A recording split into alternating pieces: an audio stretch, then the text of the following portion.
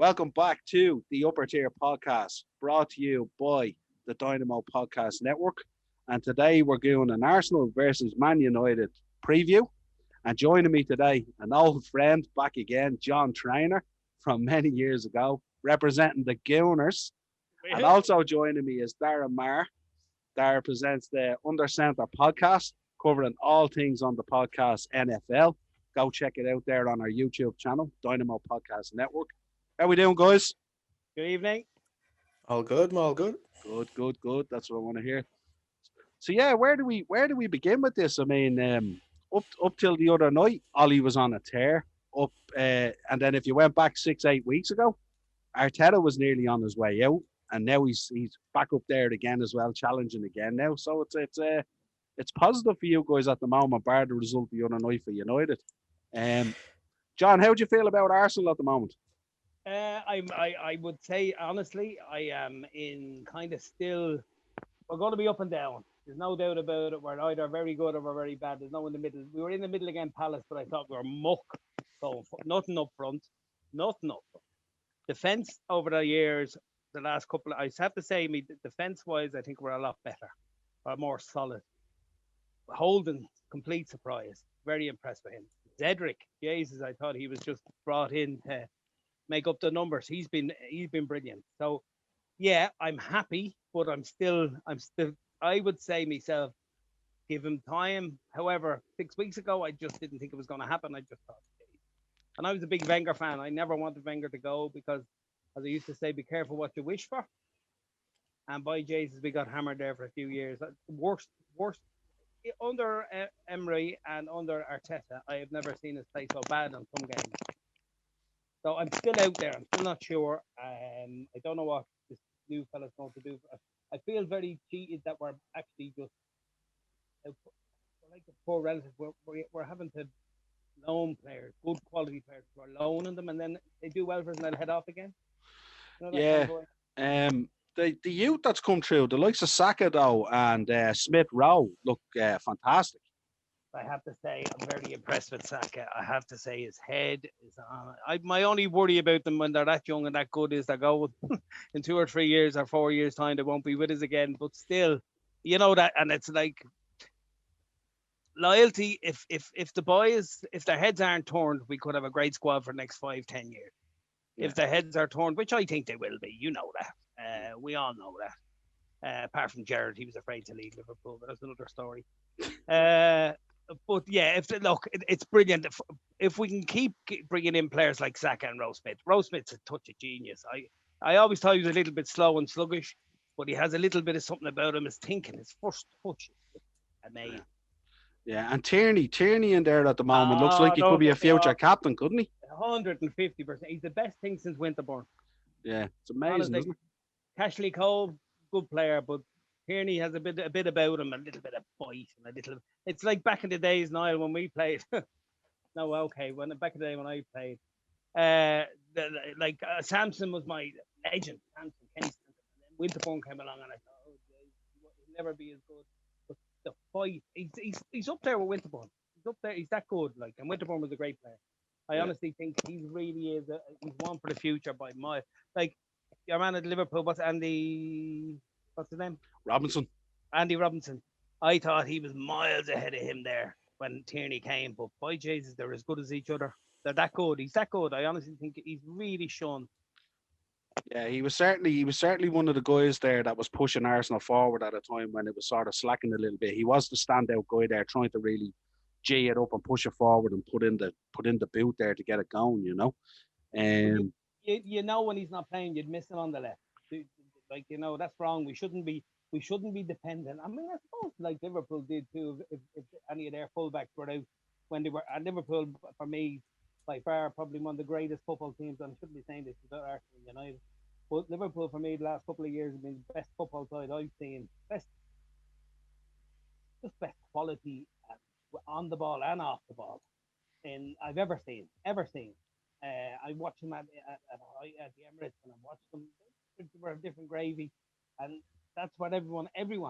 There's nobody, not even City this year, are up there as good as Liverpool were last year. And that's why the league is so open this year. Like, what? You were 21 points better off. Weren't just 21 points ahead this time last year. Yeah. So, listen, getting back to the very beginning when you were asking me about with Arteta 6 weeks ago, I'd have said, "Gee, get rid of him, get me Ancelotti, get me someone with a bit of experience to get me through this. It is a mess." But now, I'll be a real Arsenal TV star. He's brilliant. He's the best thing that's ever happened to Arsenal. He's this, he's that. He's not. He's a work in progress, and so are Arsenal. It'll be a couple of years.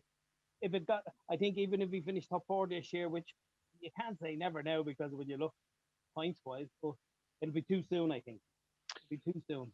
It's great that the club stuck with him. Well, that's didn't they? I mean, we're not. I mean, we're not Chelsea. This is Arsenal. Arsenal don't get rid of managers that quick. I think the last time they got rid of a manager other than Emery was Bruce Rioch. George went for reasons that he should have. He would have put the job in his back pocket. Allegedly, I'll say that because you're on air. But no, it's not something we do. But having said it, I felt we should have got rid of him 6 weeks ago. I just thought. Yeah. So, but a lot to do with the players, though. You know, we can all blame managers. You can all blame managers. A lot to do with the lads when you're watching. Yeah. Like check it across the road. And in fairness to him, since he's come back on after the Crystal Palace thing, he's a better player. Yeah. Just bring your mic up there a little bit, will you? You're just drifting in and out a little bit. No, you're fine. There we go. Yeah, that's much better. I haven't shut up for 10 minutes. So then I suppose going over to United, Dara, what's your feeling at the moment? I mean, you must be really happy with the progress under Solskjaer, bar the other night, I suppose, is a bit of a setback. But up till that, they've been really good. Yeah, if you had this podcast on Tuesday, I'd be raving about the team. But Wednesday sort of brought, I think rightfully so, I think is what United needed. It brought everyone back down to earth. As being top of the table, as great as it was, like this team was never ready to be challenging for a title, I don't believe. I still think there are a few players short, especially in defence and possibly in midfield.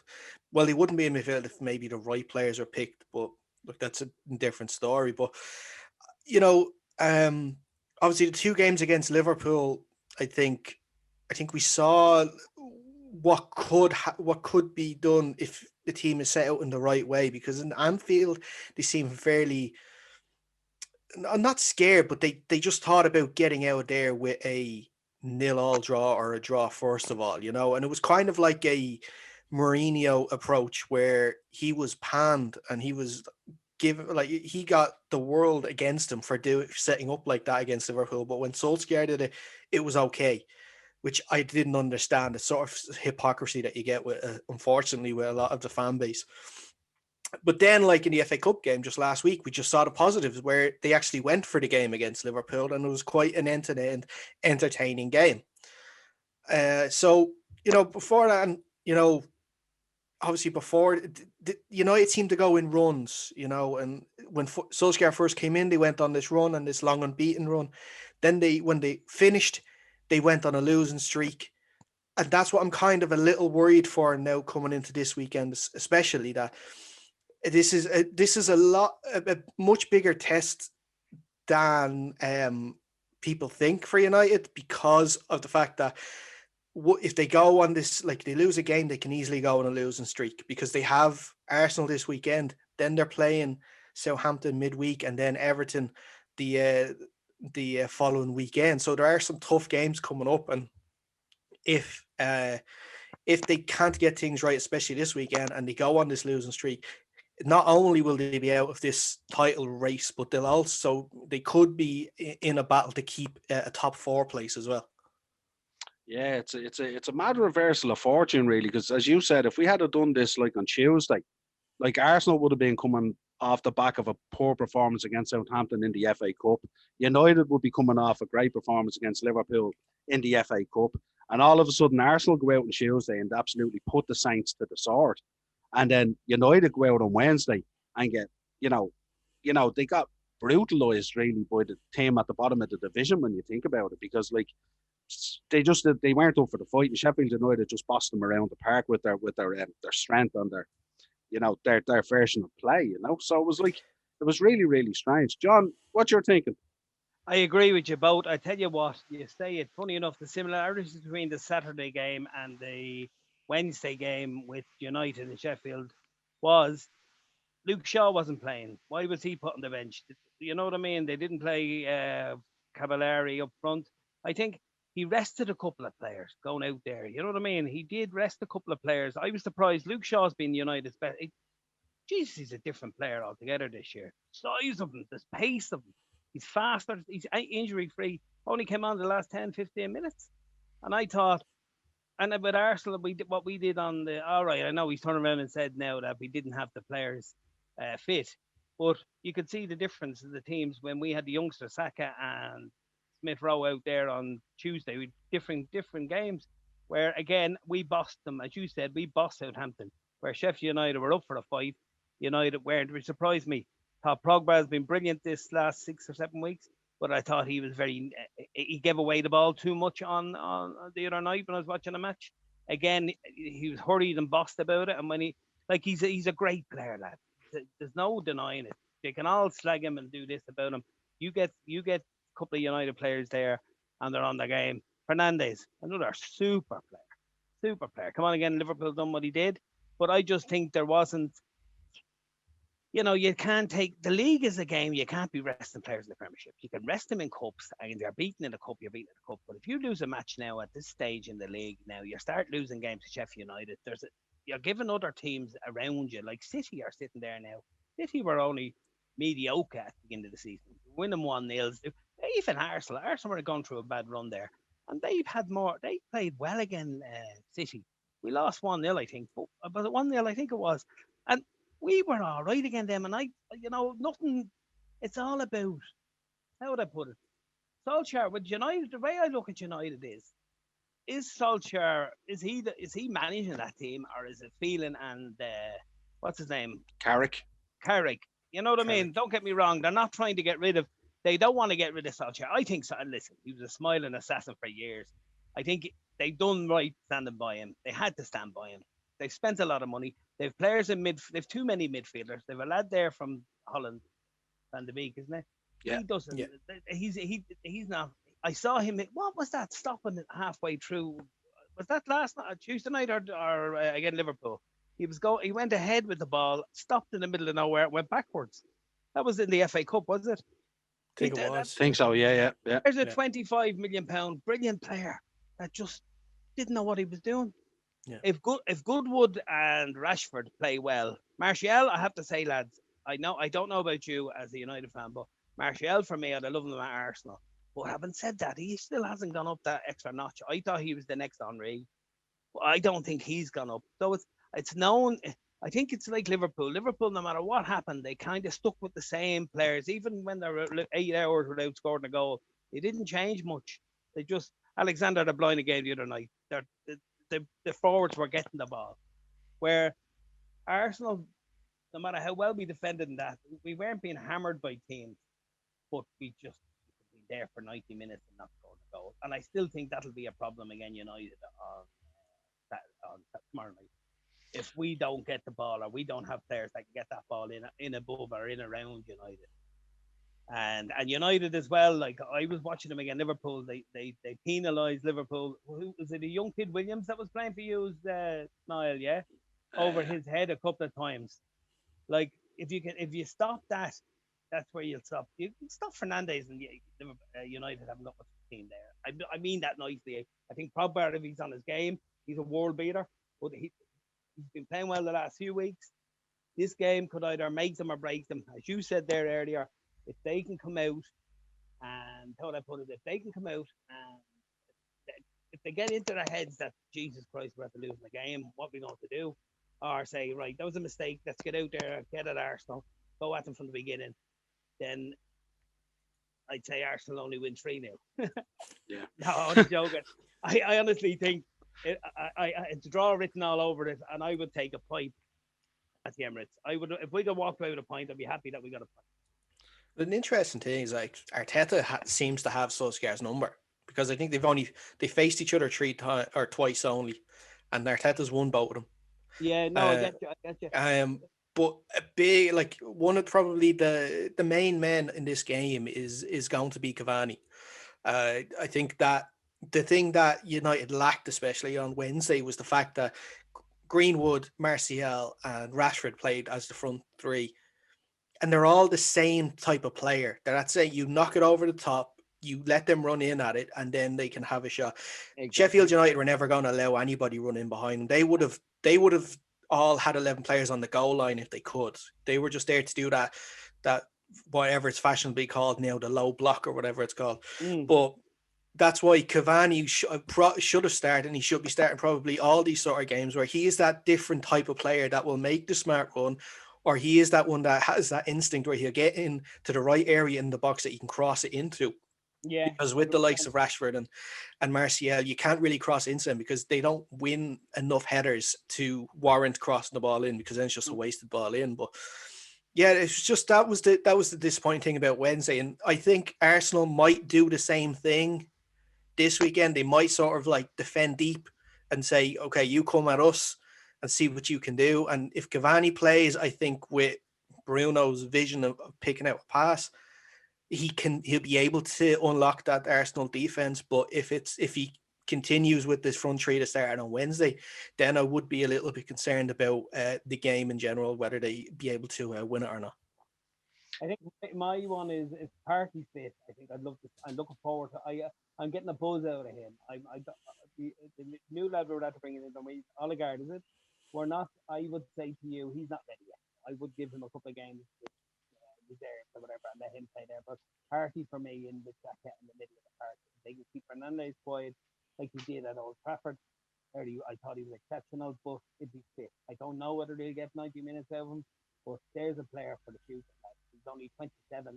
No, he's the future, but we need to build a team around someone like him because he is that good.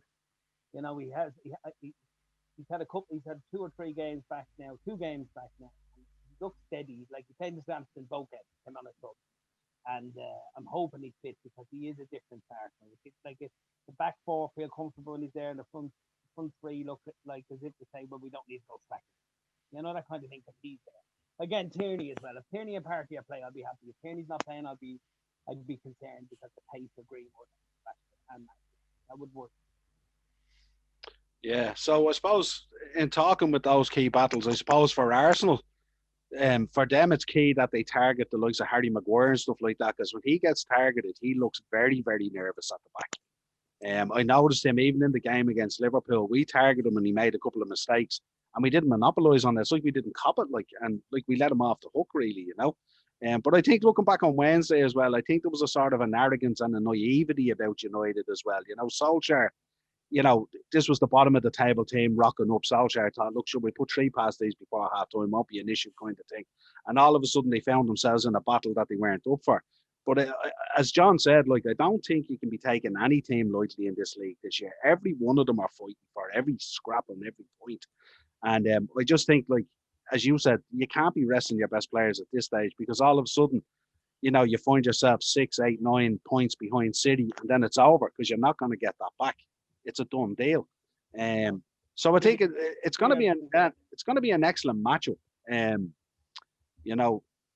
It'll be interesting to see the tactical battles that are out there. And Dara, as you alluded to, I mean, Arteta sort of he's playing the aces at the moment because he has the 2 wins already, so it's up to him to continue it. It is at the Emirates. So, the onus will be on Arsenal to go out there and try and do the business. They need the win to shoot up the table again, to keep it going.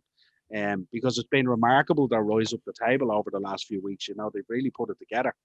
If you think about it, it's only 10 weeks ago we were talking about Arsenal potentially in a relegation battle. Now we're talking about Arsenal pushing on potentially for a top 4. And when you look at the league this year, it's crazy because if you go on a run of 3 wins, you're shooting up the table. Because everyone's sporadic at the moment and everyone's dropping points. So yeah, I if I was Arsenal, I'd be targeting the likes of Harry Maguire and people like that. You know what I mean? That's where the nervousness seems to be. And if you can get at that early, you can get that edge. For United, I suppose, they have to make those breaks, those over the top balls, those passes from Fernandes. I think Cavani is key. I think he was a huge loss the other night, really, in terms of not starting, because he would have been one of those guys that would have disrupted that kind of brash sort of play out of Sheffield United, to kind of create that battle there, because he's kind of awkward and annoying as a player, you know what I mean? He gets at you kind of, that kind of way. He's a bully, Yeah. Niall. And if you can bully, like if he bullies Suarez, I think Holden, as I said, Holden has been fantastic. If Suarez is what's his name, Luis, he made 4 errors there the other night, and in the beginning of the season last year, he was getting caught on them. Yeah. If Cavani can go in there and bully the Arsenal, and they can be bullied, if he gets in there and bullies them, plus his layoffs are very good. I never realised how a good player he could hold the ball up and bring people in. He did it. He had a touch there again. The goal was disallowed.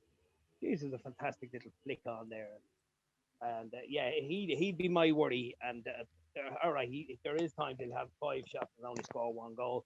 But he is your man, and if Rashford's on form, I mean, Greenwood won't play if Cavani's playing. They'll play Rashford, Martial, and thing. Again, if you keep Fernandes quiet, then you might have a chance. But, again, do they need to go 1-0 down before they play again? What's that all about? How come that when they're so used to going to go behind, they thought, we go behind, that's all right, we'll still win. And then they lose again. I was going to say they went 1-0 down on Wednesday and they didn't play then. So, I don't know what it is.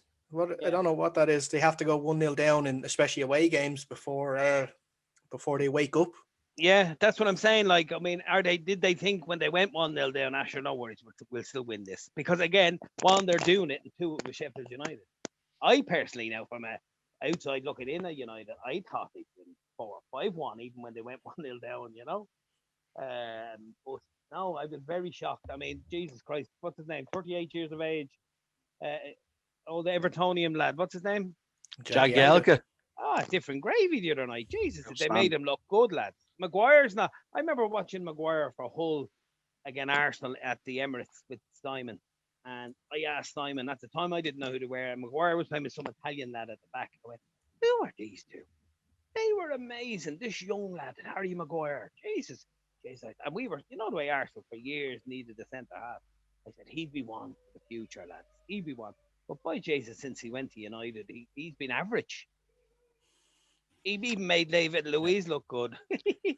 He's definitely not paid up to the price tag. I think I think, like you were saying, the likes of Hull, and when he played at Leicester to a lesser extent, those teams defended deep, so he didn't need to use his lack of pace wasn't exposed. But when you play at a team like United and a bigger team, like they play with a higher line, and that's why the likes of Bailly's probably played as much as he has, or Tuanzebe has played as much as they have, because they have that pace to sort of, try and counter Maguire's weaknesses. Yeah. I would actually be very happy now if Bailly doesn't play on Sunday. Yeah. And that's the truth, because he is a good. I mean, he's shown now how good he was when he came in at first. I thought, Jesus, that's class. Then he got injuries and stuff like that. Then he had no luck. You know yourself as a defender, if you get no luck, it goes again, and you're spotted. I remember years ago, and going back again, David O'Leary saying years ago, "Jesus never saw you in the match.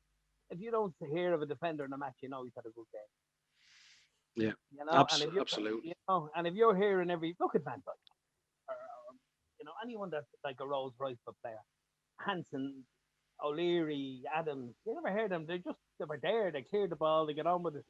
But if you're hearing the likes of Louise touches the ball, on goal, take your heart. And to get someone like what's his name that plays? I'm terrible at names tonight. Your other centre back that plays with Maguire. Lindelof. Jesus Christ, lad.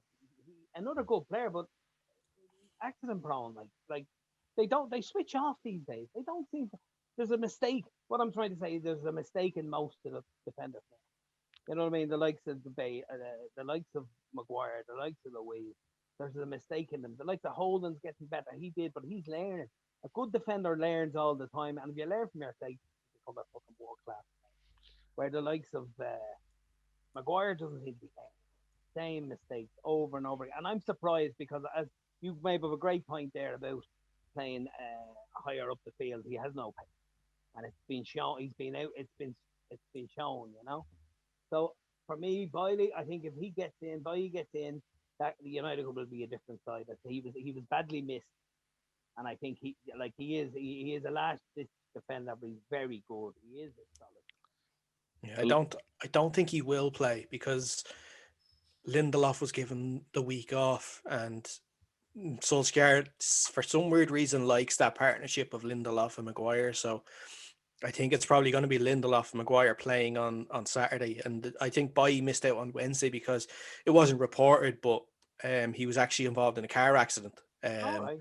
So it wasn't a serious one, and he wasn't the one driving, but they decided to take him out of the team on Wednesday just for his own well-being, because Yeah. just for his own head. So, but I would imagine to be Lindelof and Maguire. I'd be surprised if Bailly plays. The pace of Lacazette against Maguire will be interesting. Because if he's that slow and he does try to play a high line, Lacazette will be all over that. Like he'd like have a field day with that, you know. You know all about Lacazette is, I would say, his work rate. Sorry, lads. His work rate for me is second to none now, and I've seen it. He's a different player than what we bought. I thought we were buying an out-and-out goal scorer. His work rate is second to none. He really is hard working, and he's doing his best, and he's playing with a smile on his face, which is nice. And to hear Smith Rowe talking about him the other week about how an inspiration he is to the young fella, that for me epitomised how he's been this year. Like, all right, he's getting a few goals. A Bangayang, look, you can't fault that lad. He just went through a bad time, but he's an out-and-out goal scorer. He'll be back. You know what I mean? And we're not relying on him as much as we have been now, because we're at you know what I mean, for getting the goals. There's goals in the team, but they need to believe that. And Arsenal, I think, always were and always will be one of them teams that when they're very good, they're very good, but when they're bad, they're shocking. And they've always been like that. But they're even under Arteta, he's trying to put a steelness into them. But we're still, I'd say, we're another two transfer windows off being his team. You know, there's a lot of players there, like with Ozil going. Now, look, no fair. Listen, if someone offered you 350 grand a week to do a podcast, and I offered you 75 for the week, I know what podcast I'd be doing now. By the way, just in case there is money involved in this. No, but you know what I mean. You can't blame him, and fans can slag him off. And he was a genius at times at Arsenal. Great player to watch. But I think them days are over in football now. You can't just flick a ball, do a bit of magic, and then stand there and watch it. Look, they didn't do. He wouldn't have fitted into many teams in the Premiership now. It's a different game now, and that's down to the likes of City, Man United, and Chelsea about how they played. I'm going Chelsea back before, you know, but City, Chelsea, and Liverpool, the way they played the game with the pace and the high line and the keeper using the ball. I mean, your keeper last night, Allison, heading balls from centre half. He was like, you know, that's what you need. And you like a team. It shows you something though if you can beat. And it's lovely. It was lovely for me last night to watch Liverpool play and beat Tottenham, being an Arsenal fan. And I'll say it again. I've had to listen to endure these gobshites in London slagging me about their team being the greatest. And after all the crap we've played, we're only 3 points behind them going into this weekend. It's fantastic. Yeah, so, absolutely. So on behalf of every Arsenal fan in the country, I hope we knock the shite out of United on Saturday. I don't care who they play once we win. Love that bit of passion. Yeah, that's my and I can't even say it now. Analysis. It's easy. That's it. That was easy for you to say. That's my analysis on the team. We just want to smash it. What I want is Arsenal to get stuck in, not to go away from a game thinking, "Oh, you played nice football. You're too close up front, or Tierney at them. Get at them." Shaw for me is being United's best player this season, as in from where he's come from and what, like, he was finished under Mourinho. They did, you know what I mean? He was poor, and you'd feel sorry for him because he looked flat. But I watched him. He come on there the other night. And he just shouldered someone. Maybe sent him into Rose Edge, you know. And that's the difference in his game now to 2 years ago. It's fantastic to see. But now again, if he fell over and twisted his ankle in when they're out warming up before the match, I won't be disappointed. So Dara, give us your prediction for Saturday. It's a tough one. If United had, strange enough though, if United won on Wednesday, I'd actually be less confident about them getting a result, because they'd be, like we've been talking about through the whole podcast, I think they'd be just maybe a little too confident, and they could just defeat could come from anywhere. But now that they have that defeat out of the way, they can sort of refocus, saying, okay, listen, things have been going on the way they have, and we need to get things back in order. So I think they're going to win, and I'm going to go for a 2-1 win. I think they'll actually go 2-0 up, and Arsenal will get a late goal to make it interesting. But I think I fancy Solskjaer to finally get a win over Arteta this weekend. John, give us your prediction. 6-1. No, all joking aside, he wouldn't be far wrong. If my only thing is it that you played Wednesday, now you're playing again Saturday a bit too soon after being beaten, or is it a good thing or a bad thing? We played the Tuesday night, got a monkey off our back after losing to Southampton, went a goal behind, very impressed by how they played. I would squeeze it and say 3-1 Arsenal, with United going 1-0 up. That's interesting. Now that's a big call, isn't it? Yeah. I like the sound. That's going to be very interesting. But they score very early, and we get 2 goals, so I can relax for about 60 minutes. Brilliant. Well, as always, our viewers and our listeners, head over to YouTube and check out the channel. Drop a subscribe there, and check out Dara's show as well on the NFL, the Under Centers podcast. Absolutely brilliant. Lads, brilliant to have you on, and thanks a million for coming on with your predictions. And no doubt we'll revisit this to see how accurate you boys were. But if we lose, I won't be available till October the 5th. Brilliant. Cheers, lads. Talk to you soon. Bless, Niall. Thanks. Bye-bye.